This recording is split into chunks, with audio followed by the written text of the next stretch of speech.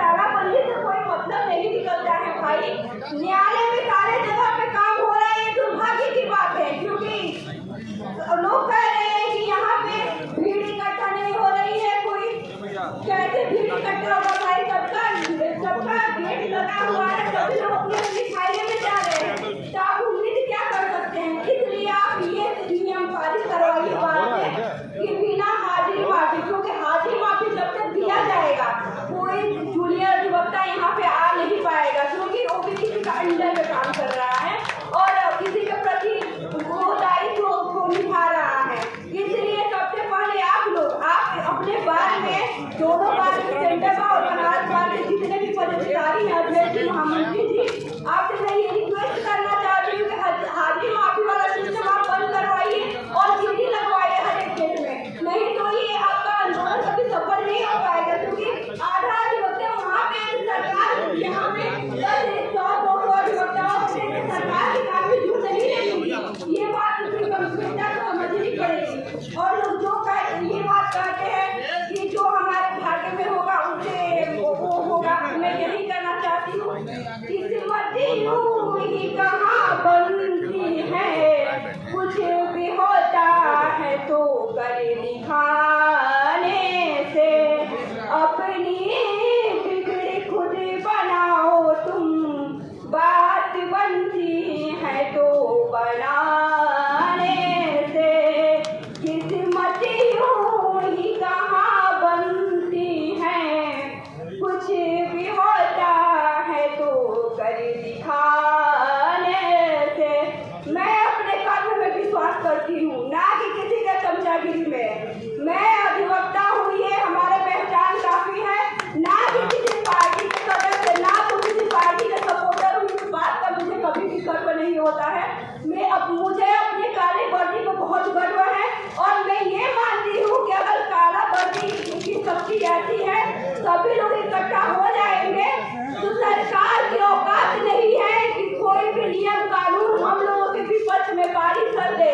ये पूर्व के मंत्री, जो भी अध्यक्ष, महामंत्री या जो भी लोग थे, उनकी कमजोरी की वजह से ग्राम न्यायालय गया है। और दुर्भाग्य की बात यह है कि बार काउंसिल, हमारे बनारस प्रदेश में बार काउंसिल के 4 सदस्य हैं और कुछ लोग बरसाती मेढकों की तरह अभी ऊपर हुए हैं। उनका अत्ता पता लपटा पता नहीं कहाँ है भाई साहब, कुछ पता नहीं है। और लोग उनसे कहते हैं बहन ध्यान दीजिएगा, ये यहाँ के हैं, ये वहाँ के। हम सीधे सीधे बोलिए भाई, जो अधिवक्ताओं के लिए आगे नहीं आएगा वो मेरा सगा भाई मिलेगा, तो मैं सपोर्ट नहीं करूँगी। इसके लिए कोई अच्छा कहे, आगे कहे या जो भी कहना है कहे, मुझे घंटे फर्क नहीं पड़ता है। जो सही है, अगर आपकी योग्यता नहीं है, आप में योग्यता नहीं है कि अधिवक्ताओं के हित के लिए आगे आए, तो आप बार काउंसिल के सदस्य हैं, पदाधिकारी हैं, कुछ भी है, जीरो है भाई। आप में योग्यता नहीं है तो आप जीरो है। और आप पद किस लिए लिए हैं? एक महानुभाव मान लीजिए, 3-4 लोग हैं बार काउंसिल के सदस्य, 3 लोग यूपी के हैं, एक बार काउंसिल ऑफ इंडिया। 7-8 सदस्य में आप सम्मिलित हैं भाई साहब। जब 7-8 सदस्य में शामिल हैं और अधिवक्ताओं के लिए ना तो प्रोटेक्शन एक्ट की मांग आप कर पा रहे हैं, ना तो इसके लिए एक सेमिनार आप इकट्ठा कर पा रहे हैं, तो फिर किस बात के लिए चुनाव लड़ रहे हैं? ये तो धिक्कार की बात है कि आप एक अधिवक्ता भी हैं। आप चुनाव हम इसलिए नहीं देने देंगे, जो सबसे दोषी हम ही लोग हैं। इसका दोष के कारण ये है कि जब आता है चुनाव तो हम भी बहुत प्राउड से कहते हैं, प्राउड फील करते हैं, अरे भाई हम वोट दे दें, क्योंकि बार काउंसिल हमारे यहाँ से 4 सदस्य हैं, हमारे गर्व की विषय है। लेकिन धिक्कार की विषय ये है, हमें गर्व बिल्कुल महसूस नहीं होता कि जब जरूरत पड़ी है तो एक लोग भी दिखाई आप नहीं दे रहे हैं। आप 7-8 सदस्य में है और अधिवक्ताओं के लिए अभी तक आपने बार काउंसिल को कुछ सूचना तक नहीं दी है, कोई एक व्यक्ति तक नहीं है, कोई हाल पूछने नहीं आया। आपको चुनाव लड़ने से क्या मतलब है भाई? आप चुनाव लड़ने की योग्यता है आप में, हम दूसरे तरह के व्यक्तियों को मौका देंगे। और जो बरसाती मेढकों की तरह भी चुनाव लड़ने की तैयारी कर रहे हैं, भाई साहब पहले आप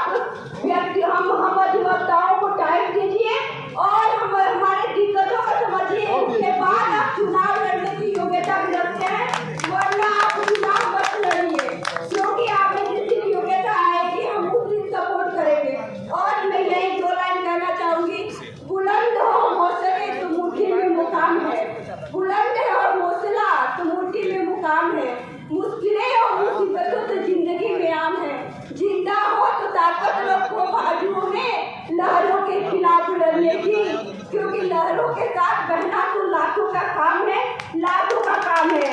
जिधर सरकार ले जा रही है, मेरे कहने का मतलब यही था, जिधर सरकार ले जा रही है उसी के अनुसार आप जा रहे हैं। या तो आप लाख के बराबर, आप में कोई योग्यता नहीं है कि आप संघर्ष करें। जो संघर्ष करेगा वो अधिवक्ता है, क्योंकि अधिवक्ताओं, हम अधिवक्ताओं की पहचान ये संघर्ष करके अपने लक्ष्य को प्राप्त करना। क्योंकि जब भी हम किसी केस को भी देखते हैं, हमारे ये पता होता है कि इसमें बेल नहीं मिलेगा, तब भी हम हिम्मत नहीं हारते हैं। जब जो चीज और निश्चित है उसके लिए हम संघर्ष कर सकते हैं, ये तो मामूली सी बात है भाई, इसके लिए हम लोग क्यों नहीं संघर्ष कर सकते हैं। और मैं यही कहूँगी, बस ये बैठ कर धरना देना और भाषण देना और जुमलेबाजी बोलना मेरा बिल्कुल उद्देश्य नहीं है। क्योंकि मेरा उद्देश्य है अपने लक्ष्य को प्राप्त करना, और जब तक लक्ष्य में नहीं प्राप्त करेंगे, हम अधिवक्ता नहीं प्राप्त करेंगे, तब तक हम संघर्ष को करते रहेंगे। जब तक सरकार अपने घुटना ना टेक दे, तब तक हम अपनी हिम्मत बिल्कुल नहीं हारेंगे। और मैं यही कहूँगी महामंत्री जी, अध्यक्ष जी, माननीय, अगर हम लोग चाहते तो कोई चीज असंभव नहीं है। इसलिए मैं ये कहना चाहती हूँ कि बस शांतिपूर्वक नहीं, मतलब नहीं बनता है। एक देखिए, अगर स्वतंत्रता सेनानी की बात हो, स्वतंत्रता उस टाइम की बात है कि नरम दल थे, गरम दल थे। अगर दोनों न रहे, शायद नरम दल नहीं प्राप्त कर सकते हैं इसे अपने उद्देश्य को, आजाद भारत नहीं हुआ रहता। अगर जरूरत पड़े तो गरम दल भी बनने की हैसियत आप रखिए, और जो जरूरत सरकार जिस भाषा में समझे। आप हम शांतिपूर्वक बहुत अपना परिचय दे दिया भाई, हम अधिवक्ता हैं, हम वीरों के व्यक्ति हैं, हम शांतिपूर्वक बहुत अपना परिचय दे दिए। लेकिन आप शांति को आप बुजदिलों को समझ लो, शांति को आप बुजदिलों को समझ लो कि ये हम करते ही नहीं है। जब आंदोलन की भी जरूरत पड़ेगा, सड़क जब जिस दिन हम जान करेंगे हम अधिवक्ता, तब शायद सरकार की कानों में छूरेंगे और हमारी डिमांड को मांग करें, पूरा करें। इसलिए मैं कहना चाहती हूँ कि बस शांतिपूर्वक से कोई मतलब नहीं निकलता है। आप जो भी जरूरत पड़े, आप अध्यक्ष जी, महामंत्री जी, उसके लिए तैयार रहिए। और मैं कहूँगी कि अधिक से अधिक मीडिया कर्मियों को आप बुलाइए।